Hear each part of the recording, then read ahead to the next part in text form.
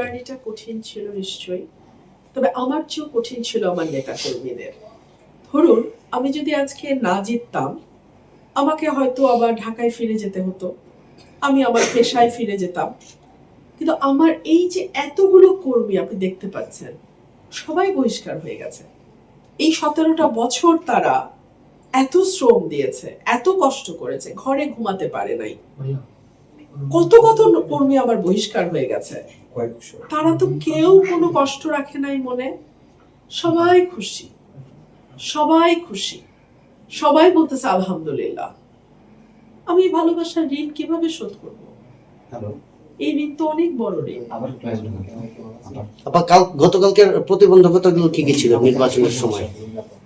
গতকালকে বিভিন্ন জায়গায় ভোট ছাপানোর চেষ্টা হয়েছে দুপুরের পর, রেজাল্ট আটকে রাখার চেষ্টা হয়েছে।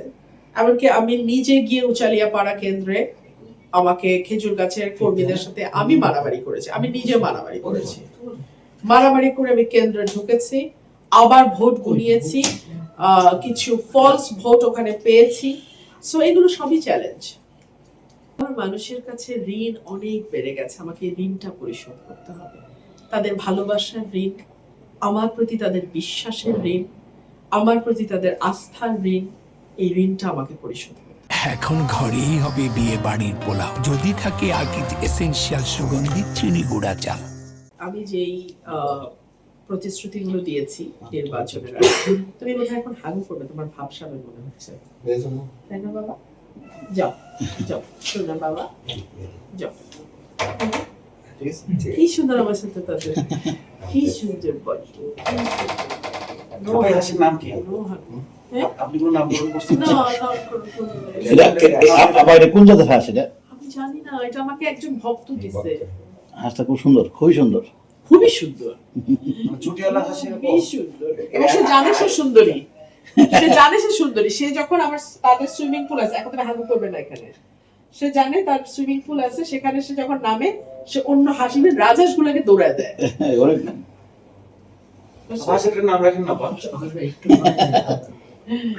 এই যে সুন্দরী মিস বিউটি, মিস বিউটি যাও। তাহলে সুন্দরী হলো নামটা, মিস বিউটি, মিস বিউটি আমাদের। যারা প্রতিশ্রুতি দিয়ে চলে যায় তারা কিন্তু বেশিরভাগই দলীয় প্রার্থী, দলের মার্কার কারণে তারা জিতে আসে এবং তারপরে আর তাদের খবর থাকে না। আপনি যেটা বলছেন, আমি তো কোনো দলীয় প্রার্থী না। আমাকে যদি এলাকায় আরেকবার নির্বাচন করতে হয়, কাজ করা ছাড়া আমার হাতে আর কোনো অপশন নেই। ধরুন আমি যদি কমিটমেন্টের কথা, ডেডিকেশনের কথা, অনেস্টির কথা বাদও দেই, আমি যদি কাজ না করি এটা তো আমার নিজের জন্য ক্ষতিকর। সো আমার নিজেকে টিকে থাকতে হলে কাজ করতেই হবে, এর বাইরে আমার আর কোনো অপশন নেই। আমার কবুতর ছিল। সো এরপরে তো আসলে আম্মুর চাকরির সুবাদে আমরা বড় বড় বাসায় থাকতাম। আম্মা ঠিক আছে শান্ত। 100 বার 100 মা কেউ নাই, একমাত্র তুমি ছাড়া আমার কেউ নাই। তুমি কইছো মা তাজ্জাত নামাজ পড়া, ফজর নামাজ পড়া। আমি তো এত খাইতে পারবো না, আম্মা আমাকে মাশাআল্লাহ। আমি ঢাকায় গিয়ে কথা বলবো, পরামর্শের যোগাযোগ